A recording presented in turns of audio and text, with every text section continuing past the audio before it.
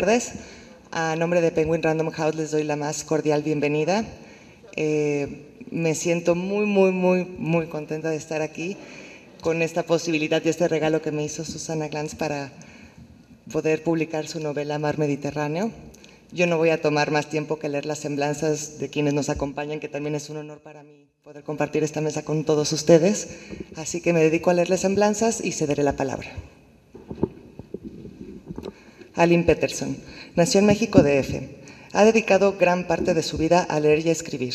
Ha publicado, entre muchos títulos, La noche de las hormigas por Alfaguara, así como Deseo, su novela más reciente. Tiempo robado es cuento, Ya era tarde poesía, los libros para niños Los tesoros del mar, El papalote y el nopal. Tradujo del sueco La fúnebre góndola del Premio Nobel 2011 Thomas Tranströmer. Aline, muchas gracias. Sigo con la maestra Estela. Espérenme, porque aquí tengo varios elementos para leer. Estela Ruiz también nació en la Ciudad de México. Tiene maestría en Letras Españolas y un doctorado en Psicología, ambos títulos obtenidos en la UNAM. Ha estudiado la obra de Strindberg a profundidad y el libro que escribió sobre este autor llamado Strindberg, una mirada psicoanalítica, también se lo publicó la UNAM. Siempre se ha interesado por el teatro, en el que a veces ha incursionado como actriz. Y Joaquín Díez Canedo, editor y traductor, su trayectoria profesional ha transcurrido en el ramo editorial, tanto en el sector privado como el público. Fue director editorial y de producción de la editorial Difusión Internacional, que luego cambió de nombre a Tiempo y Lenguaje. También fue gerente de Joaquín Ortiz, de texto universitario y referencia profesional de Grupo Patria. Asimismo, trabajó en puestos directivos en la UNAM, en CLIO y Fondo de Cultura Económica. Actualmente es director general de la Comisión Nacional del Libro de Texto Gratuito Conaliteg. Y yo no tomo más tiempo, el orden de las presentaciones pues va a ser como leí las semblanzas. De verdad es un honor para mí estar aquí, muchas gracias y ustedes que la disfruten.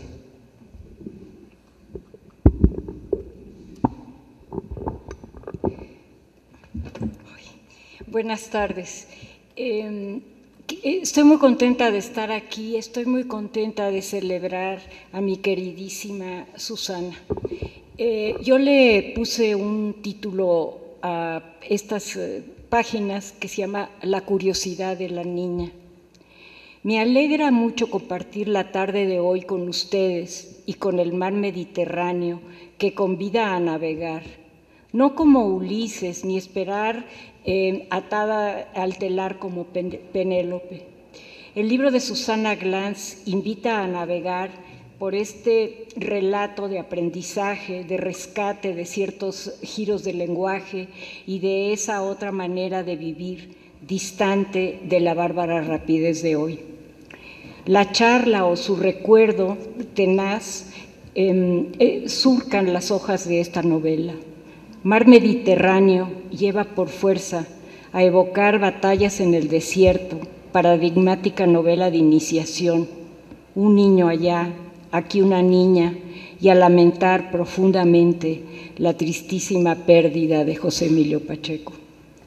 La niña, personaje fascinante del libro de Susana, es curiosa, rebelde e inocentemente iconoclasta, lo que le permite sumar al origen judeo-ruso de su familia con todo y su lengua y tradiciones, el mundo vibrante del barrio popular donde reside y que de pronto se ilumina con las ondas musicales que vuelan por los aires y que abren esta historia del ir y venir en el tiempo.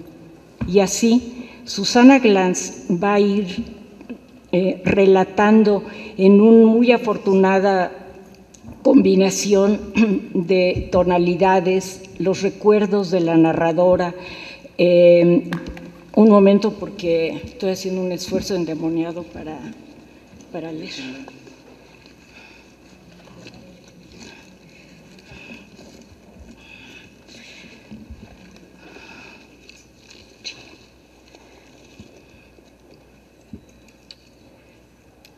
Bueno, una afortunada combinación de tonalidades, los recuerdos de la narradora del libro sobre un encuentro ocurrido en su niñez que además acercan al lector a esas otras maneras de antes dentro de un mosaico social recio y variado. El lenguaje que recorre las páginas no como el tronco lamentablemente desaparecido del árbol de la noche triste que se alzaba por ahí cerca, sino como el tallo de un bambú que se inclina sin quebrarse, se aproxima a las palabras de aquella lejana niña con los modismos de la época, como cuando se refiere a dos adultos vecinos y además consejeros suyos, Zoilo y el Uchepo, mis cuatachones del alma. O se aleja para retomar la expresión de la mujer que evoca hoy, y claro que quien lee obedece gustoso las reglas del juego entre las escondidillas y las estatuas de marfil, digo yo, y otras actividades infantiles bastante más rudas, como vender y revender a la señora de la tienda un racimo de ratas muertas atadas por las colas, promesa quizá o anhelo de la comerciante de ver abatida la plaga de roedores. Me parece que la trama de Mar Mediterráneo destaca de manera singular los sentidos de la vista y oído. Es la música del hermoso clavecín dorado lo que llevó a la niña a hacerse amiga de esta dama, pero serán luego las palabras enigmáticas de Loti las que van a embrujarla, a exasperarla, a intrigarla. Y será la soledad de la extranjera que percibe la niña lo que la insta a proseguir con sus visitas y a la clavecinista a seguir contándole sus peripecias. Pero será también la observación de los diversos objetos de la casa de Loti la que despertará su curiosidad o su admiración o su asombro. Y dice, sentada en el banquito al lado de la mesa del centro, casi no abrí la boca por hallarme embobada admirando el despliegue.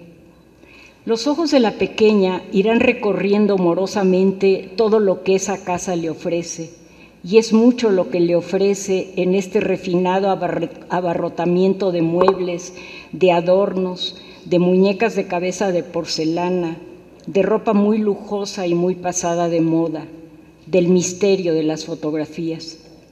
La novela es una historia constante de mestizaje.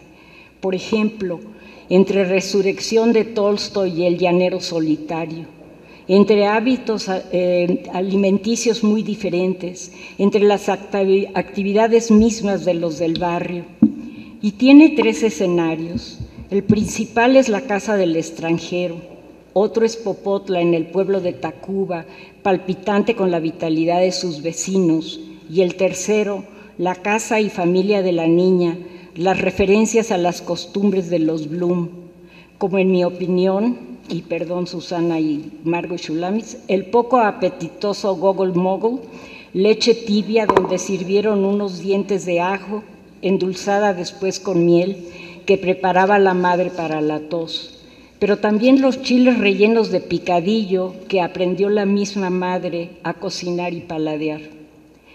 En pocas páginas, el libro de Susana Glantz hace con el lector lo que tal vez la niña de su historia haya hecho alguna vez, abrir las páginas de esos libros de cartón que así adquirían volumen.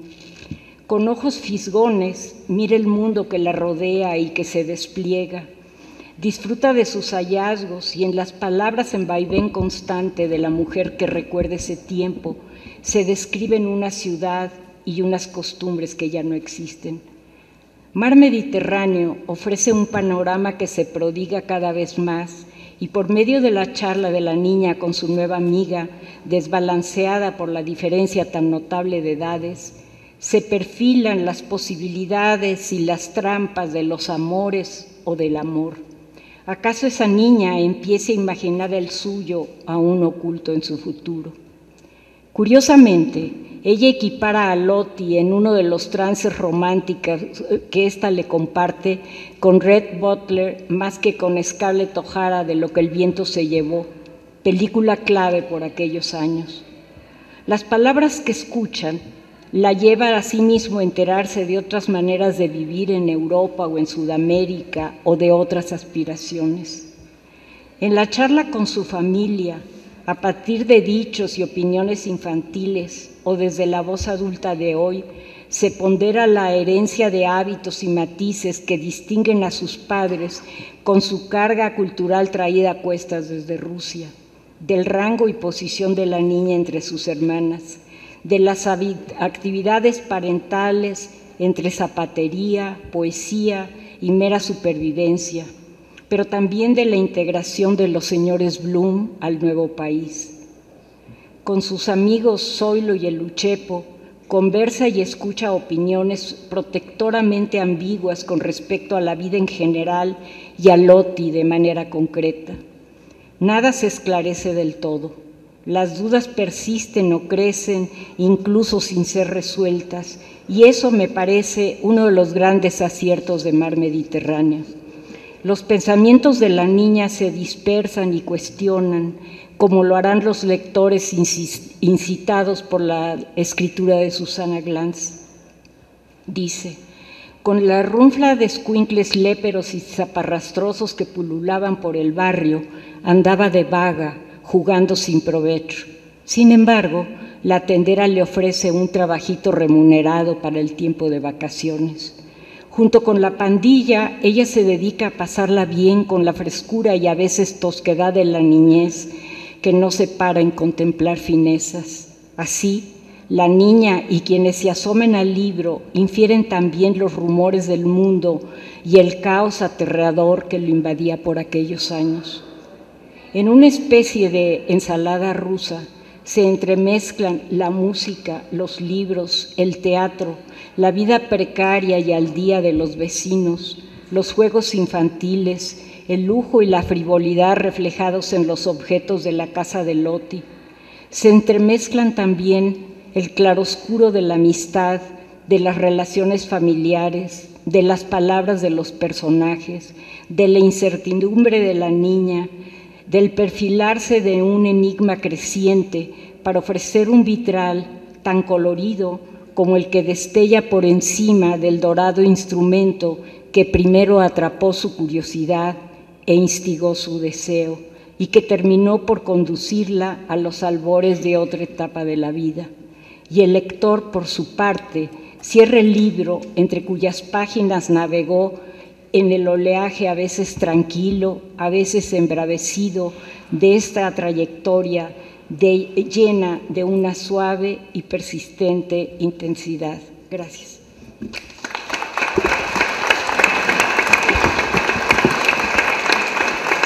Muchas gracias, Aline. Y te voy a pasar el micrófono a Estela para que Susana se quede con eso. Voy a hacer una grosería, pero...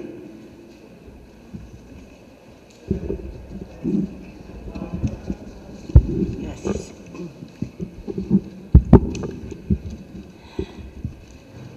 Bueno, me siento muy orgullosa de estar aquí, muy agradecida con Susana, de presentar este bello libro por dentro y por fuera. Es bello las fotos que tomó Ariel, su hijo, de un clavecín de Mariana Elizondo, una foto de Alina, o sea que está aquí representada la familia. Es un hermoso libro y por dentro los invito a que se disfruten tremendamente como yo. Cada vez que lo leo me gusta más. Lo primero que me llamó la atención, como suele suceder, de la novela de Susana fue el título, Mar Mediterráneo. Me imaginé que trataría del Mare Nostrum del Imperio Romano, ese amplísimo panorama que se estrecha en los Dardanelos y comunica con el Mar Negro, donde se asienta Odesa, cuna de los padres de Susana. Creí por un momento que ese sería el entorno de la novela. Pero, oh sorpresa, cuando en el primer párrafo el título se refiere al nombre de una calle donde vivía una niña de 10 años y entre sus vecinos una mujer paralítica. Me conmovió profundamente la transposición geográfica de lo que fue la sede originaria de la cultura occidental en el microcosmos individual de una pequeña. No hay nada más universal que el terruño en el que nacimos, en el que crecimos, en el que aprendimos a conocer el mundo. Es el limitado paisaje que marca nuestra identidad. Podríamos decir que la literatura de viajes expande nuestra visión, pero al final de la aventura perseguida, el mayor anhelo es volver a casa. Baste como ejemplo la Odisea y el deseo de Ulises por regresar a Ítaca. Y es que el viaje que nos aleja de nuestra tierra suele ser más bien un viaje interior que fortalece nuestra identidad. Por eso, al hablar, escribir, narrar acerca de nuestro pequeño mundo, de lo que es conocido y propio, nos emparenta con todos aquellos que también han nacido y vivido en alguna calle, en algún tiempo en el que se gestaron ilusiones, fantasías y hechos reales. Esta premisa de autenticidad es la que permite al lector identificarse con el autor o la autora y tener la impresión de que la narración corresponde en cierta medida a lo que los lectores hubiéramos querido contar de haber tenido la voz y las palabras de Susana. Comunicación que deviene en comunión entre quien escribe y la persona que lo lee.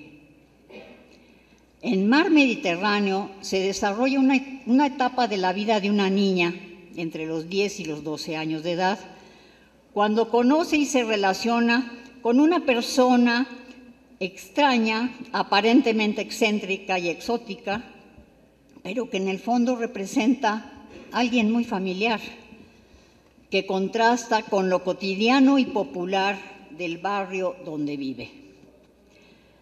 El contraste es muy hermoso, impregnado de veracidad que confiere verosimilitud a la novela.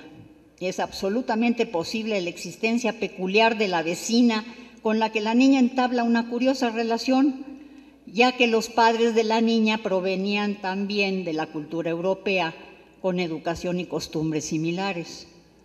La música, los libros de arte, la ceremonia para preparar el té se combinaban con la vida y las costumbres de un decadente barrio mexicano. En la contraportada se señala que es esta una novela autobiográfica, ante lo cual me gustaría comentar que para mí toda obra literaria encubre, soslaya o manifiesta abiertamente rasgos autobiográficos, bien sea en la proyección directa de su autor o en la representación de los personajes elegidos con los que guarda una relación especial. Y es esta proyección de lo personal en la obra lo que otorga veracidad en combinación con elementos que pueden ser fantasiosos y contribuyen a elaborar una obra de ficción, como lo es por antonomasia una novela. Al parecer hay dos mundos en esta pequeña calle del barrio Rascuache de Tacuba: la cultura europea de la familia rusa de la niña y de la vecina vienesa, y el ambiente popular al que pertenece también la niña, y que por su situación económica asiste a la escuela pública y convive con la pandilla que habita en la vecindad, los chamacos léperos y los pobretones Uchepo y Don Zoilo, sabios míticos, oraculares, que manejan la información de lo que fue noticia en los periódicos y revistas de segunda mano y en los libros de viejo que encierran el conocimiento de antaño. Personajes que representan otro tiempo, el pasado cuya vigencia permanece. Y es la niña la que integra en su visión del mundo aspectos dispares que no por ello dejan de ser entrañables. La niña conjuga el gusto de jugar con sus compañeritos de travesuras poco cultivados o ignorantes de las artes, el indudable afecto por los dos guardianes de las letras ancestrales, Uchepo y Don Zoilo, el respeto por Doña Ono, la sirvienta de Loti, la vienesa, la admiración que ésta le despierta, el placer de visitarla y sobre todo de oír con una delicada sensibilidad las notas de un clavecín. Y es que la niña combina esos afectos con la educación recibida en casa, la música que ella estudia en el piano, la escritura que aprendió de su padre, la literatura que leía la familia, Tolstoy, Dostoyevsky, Chekhov, y el refinamiento de las costumbres, la vajilla para tomar el té, que sin duda la mamá preparaba con el samovar. Quiero subrayar que estas diferencias con el medio pobre del entorno no hicieron de la niña un personaje nostálgico y desprendido de la realidad, como le ocurre a Loti, la vienesa, que es llamada la rusa. En el vecindario llamaban rusos a todos los que fueran extranjeros, incluidos los padres de la niña, a quienes consideraban integrados a las condiciones del barrio mexicano. En cambio, la rusa, con énfasis en el artículo, se distinguía como la diferente, la no asimilada, la representante de un mundo lejano y de otro tiempo que vive solamente en la memoria, en una casona con vitrales, muebles y objetos antiguos, vestidos de época y perfumes. En cierta medida significaba para la niña la recuperación del ambiente que los padres habían perdido en la emigración y que tal vez recordaban con nostalgia. Todo lo cual le daba a la niña la impresión de asistir a un rito ceremonial al que se presentaba con una ofrenda, una flor, un chocolate. La niña combina los usos y costumbres de dos esferas, la de los padres y la vecina Loti, y el presente cotidiano vivido con los demás vecinos de la calle Mar Mediterráneo. Son dos mundos separados e integrados en una misma identidad, la de una infancia llena de asombro y la ingenua y genuina inocencia. Dos mundos que constituyen la realidad de la niña, en la que ella se mueve con fluidez y naturalidad. Su sensibilidad la lleva a disfrutar todo lo hermoso que percibe, el colorido del mercado visto desde la azotea, los huevos de Fabergé, en cierta medida comparables tal vez con las uvas de un vitral o con las canicas con las que jugaba en la vía del tren, el aroma de los perfumes, la riqueza de las telas, el chocolate con bizcochos y sobre todo la dulce música del clavecín que comienza a oír en un atardecer. El lenguaje de la novela es el de una niña de 10 años en el México de los años 40. Vence la dificultad de la memoria y se instala de manera sabrosa y coloquial con la naturalidad del lenguaje oral, el que es propio para contar una parte de su historia. Es un logro muy grande y muy difícil adoptar esa aparente facilidad. Los términos son los que se usaban entonces. La novela trata un periodo de transición que desde un principio nos advierte. Por aquella época yo ya había empezado a sentirme grande. Es el paso de la niñez a la adolescencia, el inicio de otro tipo de vida, de un cambio en el enfoque de la mirada, descubriendo lo que se mostraba oculto, revelando lo que cubre una ilusión. La última frase del libro es una conclusión bellamente expresada con el tinte poético que se percibe a lo largo de la novela. Manifestación sensible de la niña, quien sin apartarse del acontecer real, le ha dado validez al juego infantil como una ficción que no se aparta de la realidad, lo cual implica una estructura veraz y fantasiosa difícil de ensamblar. Es sin duda una novela de iniciación a la madurez y de la protagonista y de iniciación de la autora en este género literario. De manera acuciosa los sentidos se manifiestan a través de las descripciones, los colores, la transparencia cristalina, el aroma de perfumes, el sabor del chocolate y del merengue con pulque, la suave música del clavecín, el ruido urbano, el silencio de la casona, el tacto de las telas. Todos los sentidos están abiertos al inventario de su mundo, la casa, la calle, el ambiente que las enmarca. Y junto con esta sensibilidad que atrapa los detalles mínimos y sustanciosos, se entreteje una sensibilidad a los afectos, ternura, simpatía, compasión, camaradería y un cariño entrañable de la niña a los que la rodean, la familia, los amigos. Nadie más lejano a la sensiblería cursi que esta autora. Dice lo que es justo y necesario, no exagera, no idealiza. Deja ver también los pequeños pleitos que son normales entre la gente que se quiere. Es sinceramente amorosa en la descripción de los padres de la niña, en las distintas relaciones que la niña tiene con sus hermanas, con sus amigos. A diferencia de la niña que se siente segura en medio de ese mar de cariño y compañía, Loti, la vecina vienesa, es una personalidad narcisista que necesita ser admirada por su belleza y aclamada al tocar el clavecín. Necesita del público, aunque éste solo sea una niña, a quien encuentra dotada, tal vez por ser blanquita y tener ojos azules. La vienesa busca recibir elogios, la gente le interesa como potencial para que sean sus admiradores. Es una mujer educada y amable para ser escuchada, aunque aparentemente tuvo varias relaciones, fue incapaz de amar y esto la condujo a la consecuente soledad. La acompaña una sirvienta de noble corazón a quien discrimina. Contrasta la calidez amorosa y compasiva de la niña con la frialdad de la vienesa, quien literalmente se contempla en los espejos y en ocasiones alucina departiendo en la mesa con comensales inexistentes.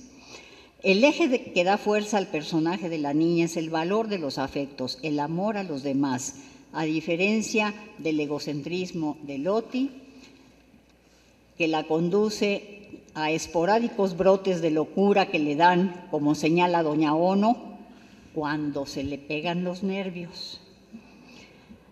Pero hablemos ahora un poco directamente de Susana, ya no a través de sus personajes, que es lo que suele hacerse en el psicoanálisis aplicado. Siguiendo su tendencia ingeniosa de hilvanar refranes, podemos afirmar que Susana sigue el dicho de obras son amores y no buenas razones. Lleva a la práctica su cariño, su interés, su preocupación, su generosidad. No suele hablar mucho, actúa en forma directa y ahora, afortunadamente para nosotros, escribe una novela. Tal parece que Susana, fiel a sus orígenes, sigue cabalmente lo que pregona el Talmud: ama a tu prójimo como a ti mismo. Susana sabe bien que el prójimo se encuentra en el camino, sea semejante o diferente a ella, y esto lo hace extensivo a toda la gente. Su sensibilidad enormemente solidaria se identifica con los demás y se hermana con ellos por encima de las diferencias étnicas, sociales, económicas, culturales, con una actitud genuina que valora, aprecia y respeta esas diferencias. Su matrimonio con el arquitecto Jacobo Guzik, que duró más de 55 años, fue siempre ejemplo de excepción ante la regla común de lo difícil que es la vida conyugal. Siempre decíamos, menos el matrimonio de ellos dos. Su hogar ha sido refugio para la familia y, desde luego, para los amigos que intentamos formar también parte de ella. Su hermosa casa que construyó Jacobo es ámbito natural de las artes, pintura, música, literatura. Susana y Jacobo compartían el disfrute por el jazz y el cine. También allí se da el arte culinario, reminiscencias de El Carmel, los postres, las habilidades manuales, la mantelería, todas estas expresiones de las artes mayores y de las artesanías también mayores se han dado con plenitud en la vida de Susana. Pero hay un aspecto especial en medio de esta riqueza, el don de la empatía.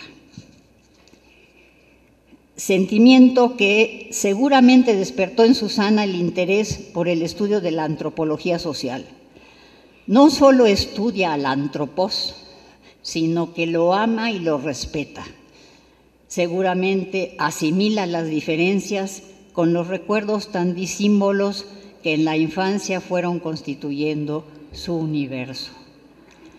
Esta deliciosa novela, en modo contrastante, abarca la cultura mexicana popular y la centroeuropea, que se compaginan en el reducido ámbito de una colonia donde una niña va dejando atrás su infancia, tiempo y espacio en una calle del pueblo de Tacuba de nombre Mar Mediterráneo. Gracias.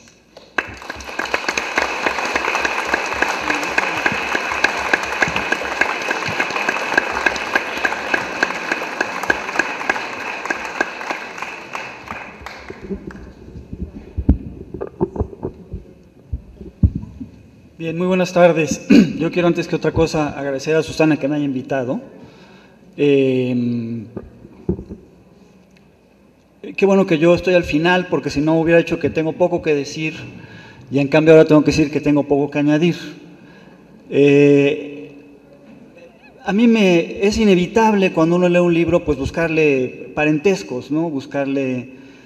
Y es inevitable pensar en, independientemente de si es o no una memoria real, cómo finalmente se construye este artefacto literario que va a ser las veces de una historia para que no tiene ninguna otra relación con ese lugar, cómo se puede leer esta novela en otra parte del mundo, tanto como para quien tiene alguna cercanía con la gente que le escribió, ¿no? Y pues la manera de rescatar un recuerdo es interesante. Volví, desde luego, pues ¿quién más puede haberse referido a esto con mayor amplitud y precisión que Proust, ¿no?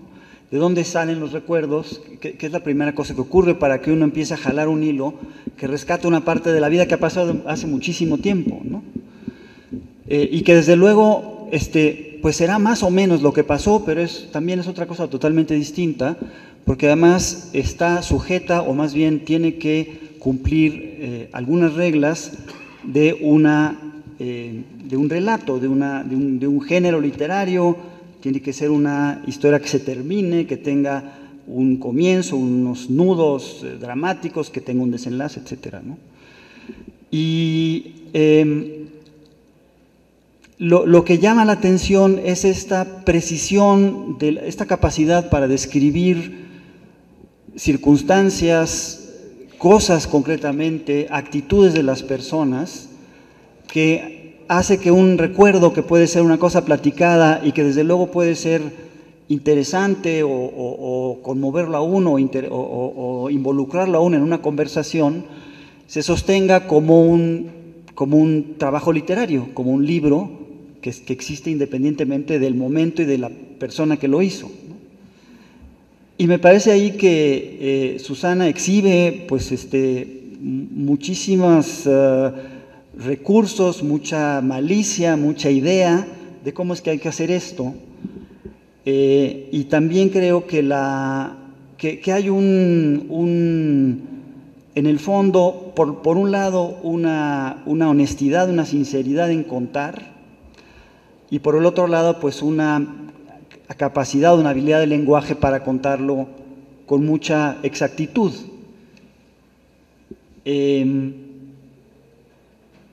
Por este lado, ¿no? Es una novela muy corta, es muy difícil decir algo sin que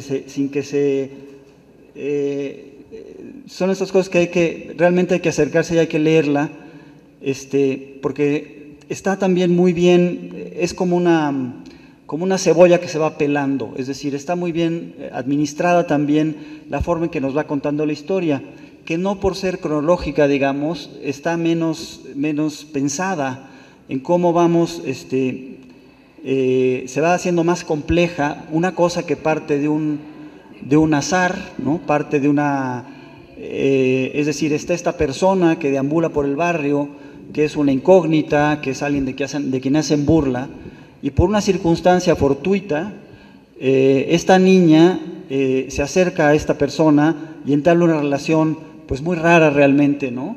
Que también es notable esta capacidad de describir una relación entre personas de muy distinta edad y que sin embargo hay una manera en la que pueden crear incluso una cierta dependencia, ¿no? Entonces esta relación que tiene esta primera episodio casi circunstancial, pues se va haciendo cada vez más compleja, más intensa, y bueno, a partir de allí se va planteando un poco cuál va a ser el desenlace. Tiene una especie de ruptura intermedia, ¿no? Después se recupera de otra manera y va siendo cada vez más personal, más íntima, van pasando a hablar de otros temas, hasta que finalmente, bueno, ahí hay un momento en el que ocurre un desenlace muy interesante, ¿no? Pero me parece que esto también es un mérito, cómo está planteado esta progresiva revelación de la persona, ¿no? Creo que esa es otra vez muestra una intuición, una capacidad literaria que creo yo que es muy encomiable de parte de Susana, ¿no?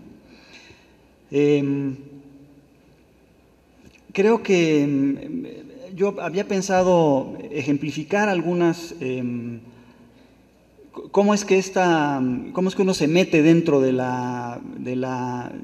ambiente, de la historia, justamente a través de la exactitud y la precisión de las descripciones, pero me parece que veo que traes ahí unos post-its, Susana, creo que es preferible que tú los leas. Pero me da la impresión que también se movilizan otras cosas muy propias del cuento, por ejemplo, el tema un poco de la hada madrina, ¿no? Es decir, es un mito que aparece allí porque pues es esta niña que vive con sus padres y que se mete en una casa prodigiosa, llena de objetos, llenas de cosas que la deslumbran, conoce a una mujer que era pues como una princesa, ¿no? Era una intérprete del clavecín que tuvo una vida para ella deslumbrante, de la cual sin embargo siempre duda un poco, digamos, porque su realidad es muy diferente, su realidad cotidiana pues es otra cosa, y es una niña muy lista, digamos. Pero es interesante poner en marcha el tema de la hada madrina, como también el tema de la casita de chocolate, porque uno no está nunca seguro cuál va a ser el desenlace, ¿verdad? Si este personaje, si no es realmente pues el personaje que no es el hada, sino el otro personaje de los cuentos de hadas, que es la bruja, ¿no? Entonces, creo yo que es una novela que tiene todo este contenido humano al que se ha referido también Estela Ruiz Milán, pero que tiene también una gran factura literaria propiamente, que creo que lo hace ocupar un lugar en esta familia de relatos cortos en la que pues ya pues será la posteridad la que decida si se queda, si no se queda, dónde se queda, pero donde están relatos tan conocidos como desde luego Batallas en el desierto, lo decía Lynn Peterson, pero también pues El Apando, aunque es una cosa totalmente distinta, o Aura, o en fin, esta familia de las novelas cortas, me parece que es un libro, una novela corta muy bien lograda. Muchas gracias.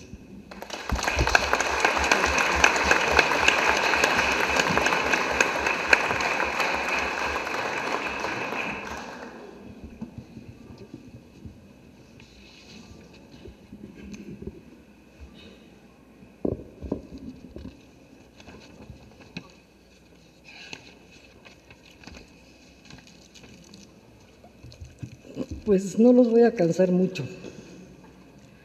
Nada más quiero decirles que dado para mí es prácticamente imposible escribir sobre alguien o sobre algo que me sea totalmente ajeno, porque carezco de la habilidad para inventar personajes de la nada, esta pequeña novela que ahora se presenta ante ustedes está inspirada en algunas notas muy breves que escribí a manera de diario cuando era una niña de 10 años y que han alimentado en mi mente una serie de recuerdos a partir de los cuales he podido escribir, con todas las libertades del caso, este relato de tipo autobiográfico. En otras palabras, estas notas me han servido de base para recrear una historia que estaba medio olvidada, claro, en la forma tan auténtica como se puede llegar a escribir en la ficción, y a tratar de poner en palabras un episodio crucial en la vida de una persona, en este caso la de una niña, particularmente cuando esta vivencia ocurrió hace mucho más de medio siglo. Bueno, pues entrando al tema, resulta que un buen día, hará de ello tal vez una década, revolviendo cajones y ordenando papeles, me topé de repente con un viejísimo cuadernito escrito con mi torpe caligrafía de los 10 años, que estaba tapizado de brevísimas anotaciones que hablaban de las cosas o las personas que en ese entonces me habían llamado la atención. Dicho hallazgo tuvo la virtud de regresarme de golpe a aquella época de la infancia, aquel rumbo, el pueblo de Tacuba y aquellos vecinos. La emoción me duró un buen rato y pensando qué hacer con ello, me pareció atractivo y de interés dar cuerpo a ese cúmulo de recuerdos y hacer el intento por recrear el ambiente y las condiciones de vida que tuve en la infancia, y decidí ponerme a escribir esta novela. Más allá de pretender entablar conmigo misma una discusión acerca de lo que es ficción y lo que es realidad, este relato habla de cómo se construyen las vivencias en la memoria de una niña, que es siempre la misma y es otra a la vez, después del enorme tiempo transcurrido. Habla de cómo la imaginación y la anécdota se entrelazan, se amalgaman y confunden y acaban por nutrir nuestra fantasía. Para mí esa es la anécdota, pues como bien escribió Vargas Llosa, las novelas no se escriben para contar la vida, sino para transformarla, añadiéndoles algo, rehaciendo la realidad, embelleciéndola o empeorándola. Por otro lado, aquí hablo también de algo que sí creo recordar bien, y es el tono de aquel viejo pueblo de Tacuba, con su rara y rica mezcla de pobladores. Y es así como, entre la imaginación y el recuerdo, además del placer por narrar, nació y fluyó Mar Mediterráneo. Ahora, si ustedes me lo permiten, voy a leerles un par de fragmentos de dichas memorias para que se puedan dar una idea de cómo está construida esta novela y de qué se trata, aunque de qué se trata ya se los platicaron.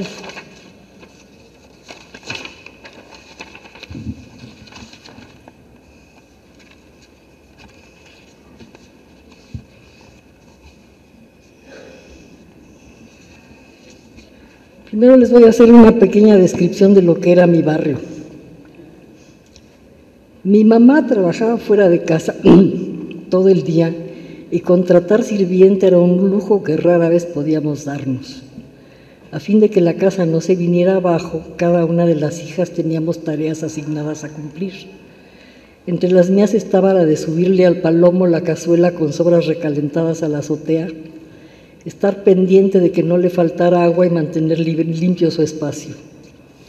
Mientras el perro vaciaba la cacerola, yo me entretenía mirando desde la barda el ajetreado discurrir de la vida del barrio, que giraba en torno al mercado y a la infinidad de puestos desplegados a su alrededor, cuyos toldos y techos de madera se entreveraban a lo largo de varias cuadras, formando una gran ensalada de colores. Pero lo que realmente me interesaba estaba al nivel de la calle. La vía del tren, flanqueada siempre por una papilla de desechos de flores, verduras y cáscaras, sobre la que pasaba bamboleándose el tranvía, al lado de los coches y camiones que llenaban la calzada, y los ríos de peatones entre los que desfilaba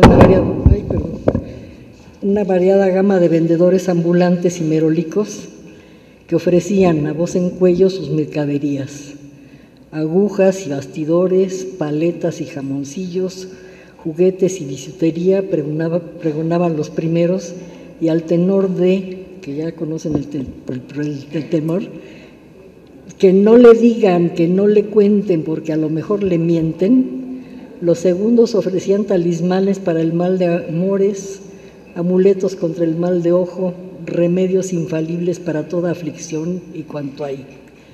Y todavía los fines de semana, a la hora en que la plaza era un hervidero de gente, cual si fueran hongos brotando después de la lluvia, Poco a poco iban haciendo su aparición por aquí y por allá las diversas clases de apostadores de oficio y algunos vivales que llegaban a invitar a todo público que no fuera menor de edad a ganarse un dinerito tratando de adivinar, por ejemplo, debajo de cuál de las 3 corcholatas que ellos tenían la habilidad de revolver a la velocidad del rayo había quedado el chicharito, o bien a que aquel que tuviera la fortuna de ganárselo al merenguero en la apuesta del águila o sol se llevara gratis un delicioso merengue de pulque color de rosita o se la pagara al doble si perdía. Hacia las 6 de la tarde la calma volvía a la plaza.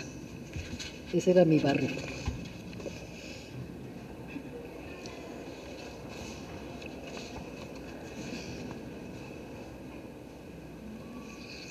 Ahora les quiero contar un poquito lo que era mi familia. Son cositas muy breves, no se preocupen. Nosotros éramos 6 humanos, mis padres, mis 3 hermanas y yo, conviviendo con el Palomo y un gato ausentista llamado aristocráticamente Chícharo III, el cual solo aparecía por la casa cuando tenía hambre o ganas de alebrestar al perro, 6 o 7 gallinas cacaraquientas y un gallo estruendoso y ensoberbecido de ojos amarillos que se paseaba por su harén chicoteando la cabeza, que se alojaban en el patio de servicio donde también teníamos varios conejos, silenciosos ellos que roían alfalfa y zanahorias a todas horas. Y por las tardes, cuando de milagro no andaba de vaga con mis cuates, si las hermanas no estábamos en el relajo peleando o estudiando piano, se escuchaba el radio o música de discos, los ruidos propios de la cocina, el tecleo constante de la máquina de escribir de mi papá y, sin piedad, el zumbido del tráfico de la calzada que amanaba un poco, pero no cesaba nunca ni durante la noche. Eso es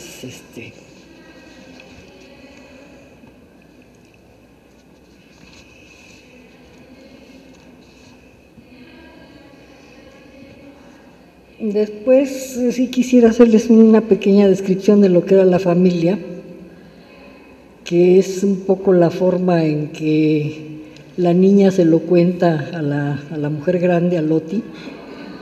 Entonces dice: le conté entonces que mi mamá, al igual que ella, era una dama muy guapa y elegante, a la que también le gustaba usar perfumes, aunque estos no fueran franceses, ni vinieran envasados en lindos frasquitos de cristal cortado, sino que eran preparados a su gusto con la combinación de esencias que ella iba a elegir personalmente a una perfumería muy linda que había en el centro, que tenía una estola de zorros que se mordían la cola uno al otro para hacerla tan larga como ella quisiera, y que solía usar cuellos de encaje, guantes de cabritilla y collar de perlas. Pero no le dije que solamente se los ponía cuando iba a bodas y acontecimientos de esos, porque ni modo que anduviera perfumada y vestida así del diario para irse a trabajar a la zapatería. También le describí su larga y sedosa cabellera negra y le platiqué que mi papá, por contraste, tenía el pelo rubio y rizado, los ojos de un azul muy claro, casi transparente, y que aunque no lo necesitara, le gustaba salir a pasear con bastón, tal vez porque lo hacía sentir como hombre de mundo, o simplemente quizá porque le daba plomo y prestancia. También le conté que aún conservaba de recuerdo unas curiosas polainas grises con botoncitos de charol que se tuvo que comprar en Odessa para estrenarlas el día en que mi mamá lo llevó a conocer a sus padres para causarles mejor impresión, pero que ya no se los ponía por estar pasadas de moda. Asimismo le platiqué que mi hermana mayor era bellísima, tanto más que cualquiera de las actrices que semana a semana desfilaban por la pantalla del Cine Tacuba, y que tenía decenas de admiradores. Uno de ellos, el dueño de la panificadora a la que me mandaban a comprar el pan. Estaba tan enamorado de ella el pobre, que tan pronto me veía llegar, se decidía por atenderme personalmente para poder mandarle recaditos. Pero no le dije que en pago del servicio me regalaba una concha y una chilindrina, mis bizcochos predilectos, ni tampoco que yo nunca pasaba tales recaditos, porque de llegar a enterarse mi mamá, me hubiera dado una paliza. Que mi hermana segunda, Bella también, era muy culta e inteligente y se pasaba las tardes leyendo y comiendo chocolates de cereza que me mandaba a comprarle a la dulcería de la esquina. Pero no le dije que casi nunca me hacía caso porque se creía de otro planeta y que tampoco me convidaba a comerme siquiera uno porque, convencida como estaba de que yo era menos golosa que ella, quería que con regalarme los oritos en los que venían envueltos los chocolates para que los coleccionara era suficiente pago. Asimismo le conté que mi hermanita, la más linda y simpática de todas, era una excepcional contadora de chistes que mantenía a su público entretenido y muerto de risa todo el tiempo y que yo la quería mucho, pero no le dije que era una lata porque algunas tardes, si se me antojaba salir a jugar con mis amigos o ir con ellos a la matiné los domingos, tenía que llevármela, porque de no estar en casa alguna de mis hermanas mayores no la podíamos dejar sola, y tampoco le dije su nombre porque no había quien lo entendiera a la primera. Eso es un tucacho.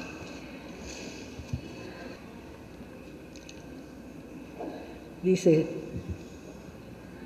cuando las tardes eran de lluvia, nuestra diversión no solo se limitaba a chapotear en los charcos, sino que hasta podíamos embolsarnos unos cuantos centavos pescando ratas ahogadas en las alcantarillas. La dueña del 123, en cuya tienda de abarrotes causaban grandes estragos, sobre todo en la época de lluvias, nos decía afligida: miren, muchachos, por cada rata muerta que me traigan a enseñar, les doy un par de centavitos. ¿Qué les parece? Y por supuesto a nosotros el trato nos parecía excelente. Pero como no íbamos a echarnos a cuestas la tarea imposible de ponernos a perseguir ratas entre los charcos para matarlas a palos, agazapados bajo un techito, esperábamos a que las más debiluchas se ahogaran o se medio ahogaran solas en los remolinos de agua que se formaban alrededor de las coladeras siempre tapadas de basura. En cuanto amainaba la lluvia, nos quitábamos los zapatos y los calcetines, nos arremangábamos los pantalones o nos deteníamos el ruedo de las faldas en el elástico de los calzones, y tras juntarlas y atarlas por racimos por las colas, un chico después de otro se las llevábamos a enseñar. Muriéndose de asco, ella malcontaba las colas, apretándose la nariz con 3 dedos como si apestaran, y mirando para el otro lado nos pagaba. A la salida, añadiendo o disminuyendo el tambache para que no fuera igual al anterior, el atado iba pasando de mano en mano. Cuando, según nuestro cálculo, el dinero juntado nos alcanzaba ya para comprar algunas golosinas, o al menos un cucurucho de pepitas de los grandes, o mejor todavía de nueces garapiñadas, que eran más caras pero más sabrosas, y un refresco de naranja para compartir, nos íbamos a sentar por ahí a comernos los encantados de la vida mientras se nos secaban los pies, y aprovechábamos el momento para reírnos y festejar nuestra hazaña.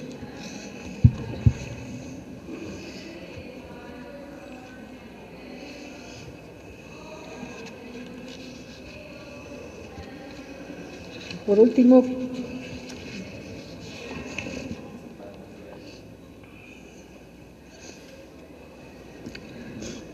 en algunas de mis sesiones con Loti, con la mujer, con la clavecinista, quiero describirla un poco.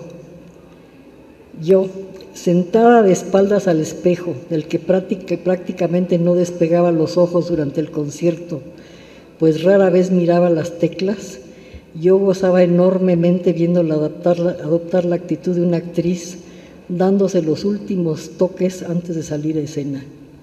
Se alineaba las cejas con un índice ensalivado, estiraba los labios como si se los estuviera pintando, frotaba luego uno contra el otro como para emparejar la pintura y después, frunciendo la boca, miraba con aprobación el resultado. Finalmente, reacomodándose en la banqueta del clavecín, ponía su mano derecha sobre el corazón y, recorriendo con la mirada al público que llenaba la sala, o sea yo, atacaba con gracia el primer acorde. Pues eso es.